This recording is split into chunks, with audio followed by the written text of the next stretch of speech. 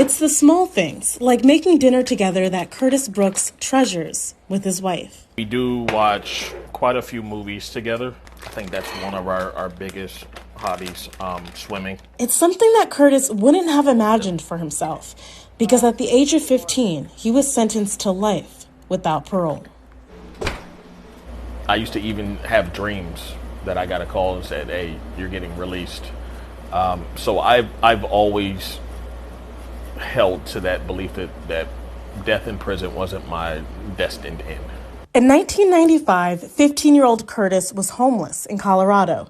He was approached by 3 teens who asked for his help to steal a car. The robbery went south when one of the other boys shot and killed 24-year-old Christopher Ramos. My life could have taken a hugely different direction if I would have had a presence in my life. I grew up without truly my parents. My mother was addicted to crack, and my father just really didn't care. And I want to be the person that I wish that I had. Now Curtis serves as a mentor in the community, from detention centers to high schools, to right here at the Boys and Girls Club in Albany. Curtis continues to share his story. I was originally sentenced to a life sentence for felony murder, for being a part of a crime where another kid decided to shoot and kill someone over his car. And though Curtis was not the teen who pulled the trigger 27 years ago, he carries the grief. He hopes that his life story can be a lesson learned for others. And I had a choice. I could have made the right choice. And if I had done the right thing, that man might still be alive to this day. So in many ways, I look at that as though I killed him. After 24 years, Curtis was granted clemency, a second chance.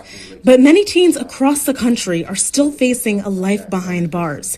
In 2012, the U.S. Supreme Court ruled that mandatory life without parole sentences for juveniles unconstitutional. However, that still allowed for discretionary sentences, where a judge can weigh mitigating factors like potential for rehabilitation.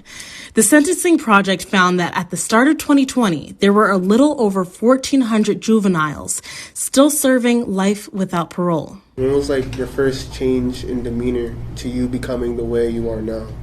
That was at the age of 23. A saying that I use is a lot of people grow older. Only some people grow up. Being able to speak with teens allows Curtis to reflect.